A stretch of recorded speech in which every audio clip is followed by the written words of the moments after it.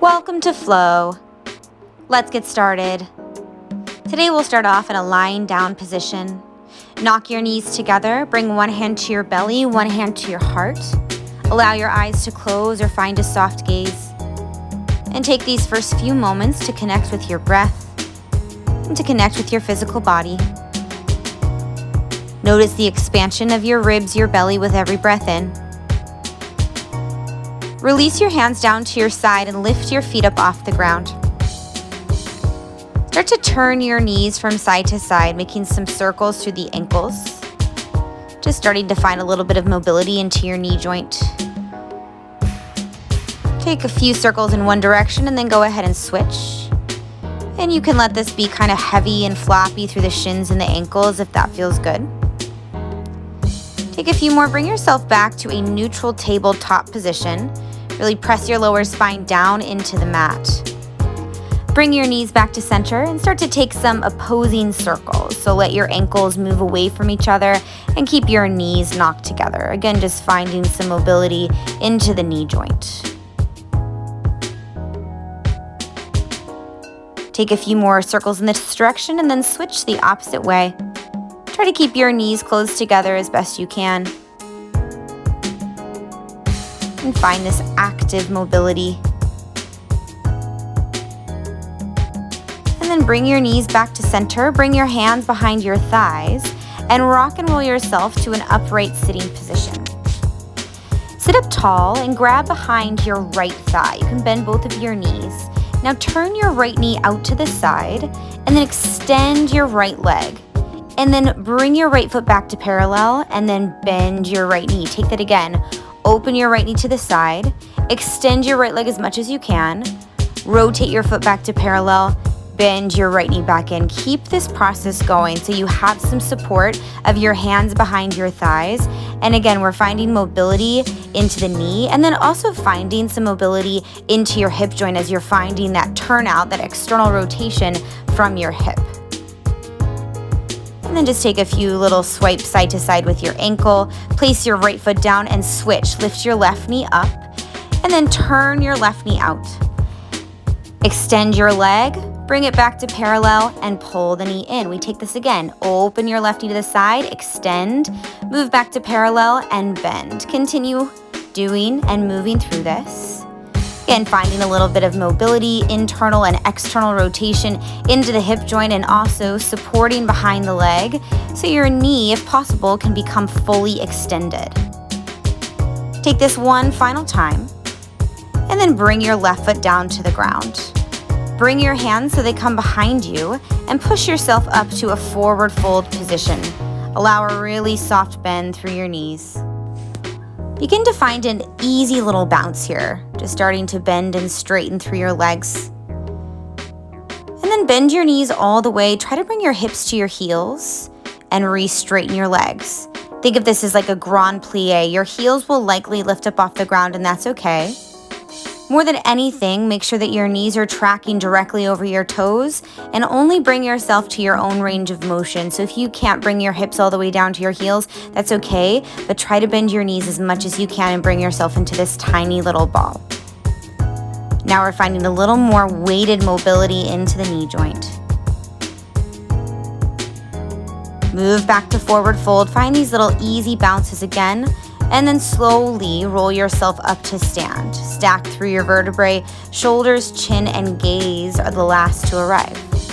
From your standing position, soften through your knees and start to gently bring your knees over to the right and over to the left, kind of like you're skiing. Keep your feet in place and you may feel a little bit of movement through the hips and the upper torso.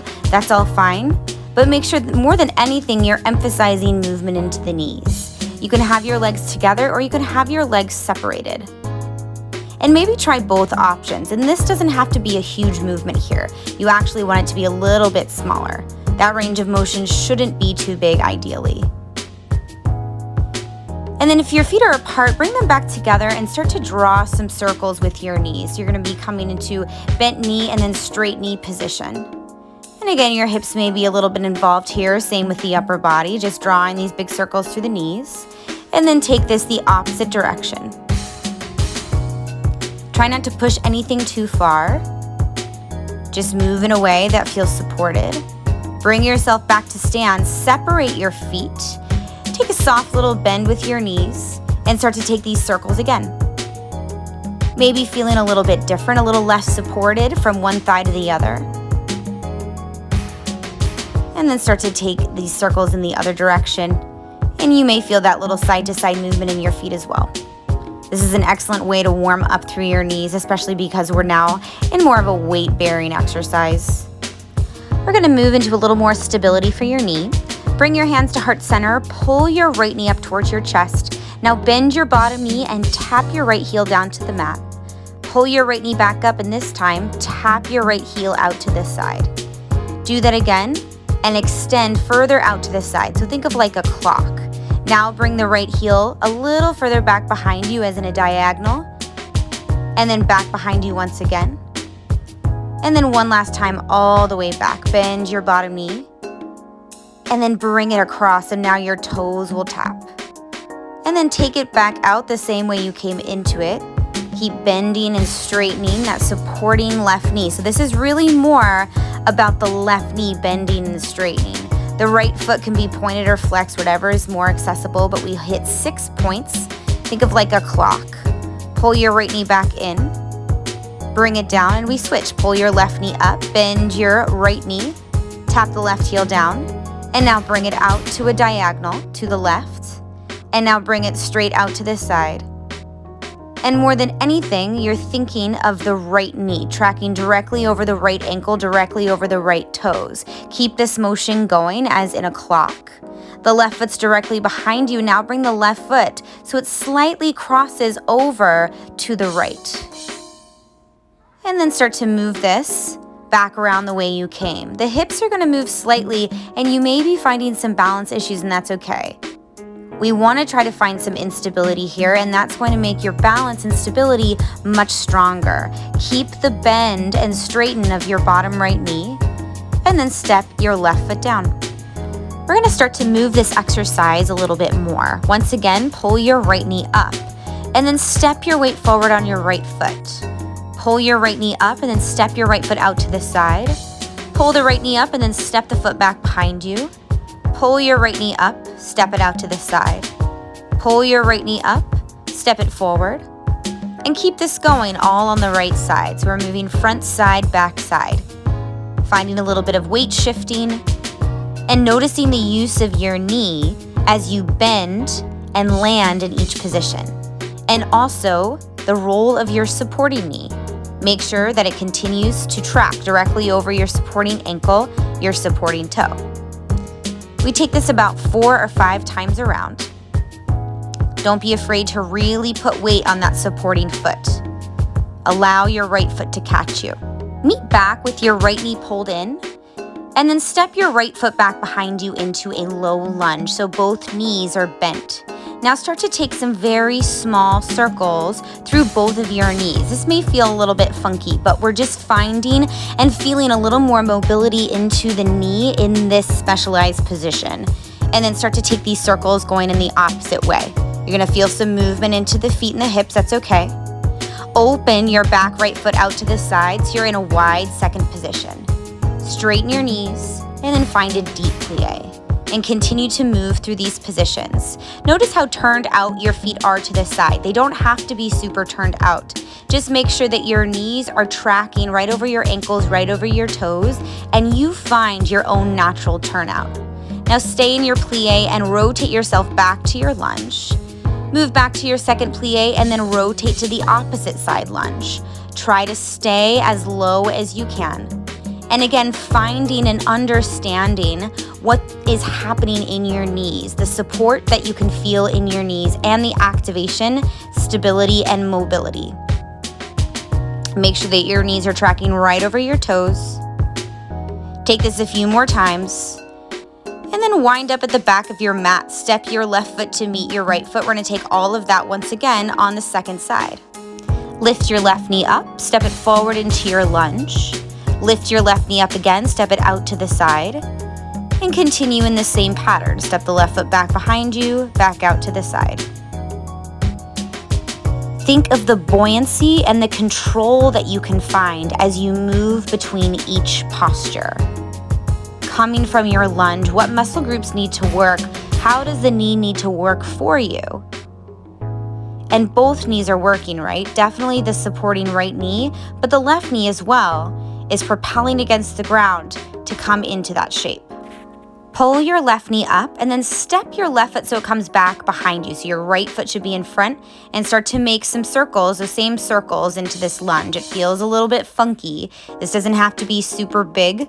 Move through the ankles, move through the hips, and then start to make those circles in the opposite direction. Real small circles, again, nothing has to be too big here. And then go ahead and move yourself to a standing position.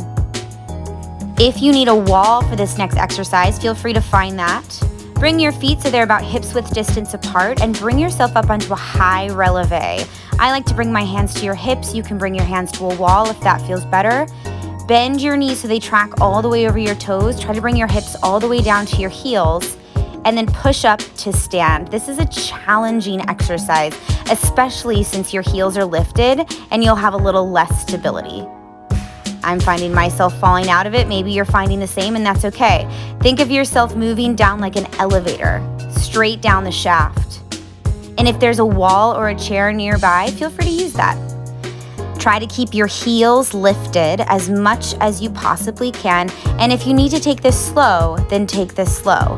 Again, think of an elevator straight up and straight down. Now hold your next one at the bottom. Again, use a wall if you need to here. And then start to bring your knees forward, tap them down to the ground, and then lift your knees back up.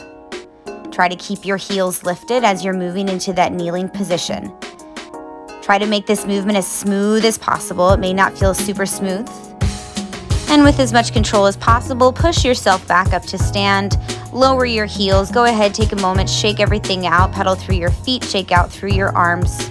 Bring your heels together, your toes apart into a first position. We're going to take that all again.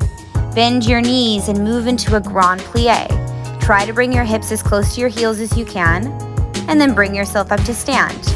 Just as we found in the other exercise, if you need a wall or a chair for support, find that for yourself. But imagine that your shoulders are stacked right over your hips and you're sliding up and down a flat wall behind you. Take this a few more times as grand plie. Knit your ribs together, and then bring yourself back up to stand. Separate your feet into a small second position. Bend your knees and move your hips down to a squat position, low squatting position. Your elbows can come to the insides of your knees if you'd like to bring your hands to prayer. And if you're not able to get your hips super low, that's okay. You can bring your hips up as high as you need to. Try to keep your chest open. Breathe into that space, the openness of your chest. Release out of this and move yourself into a lunge position. I'm going to move through tabletop and then step my right foot forward. Flip your back toes, keep your back knee on the mat.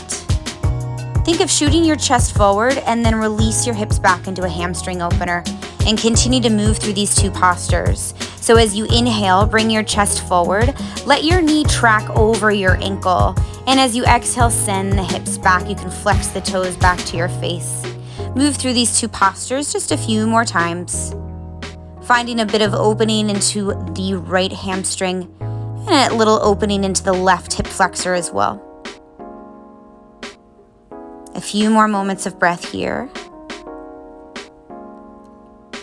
And also finding that nice mobility and movement, extension and flexion into the right knee. Now rebend into your right knee so you're back in a lunge, and then option to stay here or option to bend your left knee and try to catch it with your right hand. Continue to press your hips forward and down. Feel the stretch through the front of your left quad and into your left hip flexor.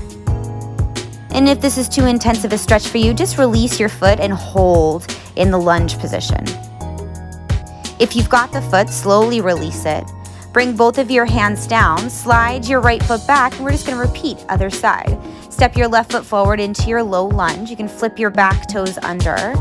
And then move from your lunge position. You could jut your knee forward, bring your heart space forward, and then shift your hips back into this left hamstring opener.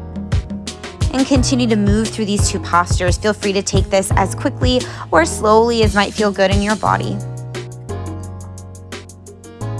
A little more focus on the hips and the upper legs in this portion, but still finding mobilization into the knee, still finding strength and stretch, especially as you lengthen through your left leg. Really feel that stretch behind your left knee. And now hold the lunge and bend your right knee, and with your left hand, try to catch your right foot. Push your hips forward, find this nice opening into your right quad and hip flexor. Breathe in and exhale.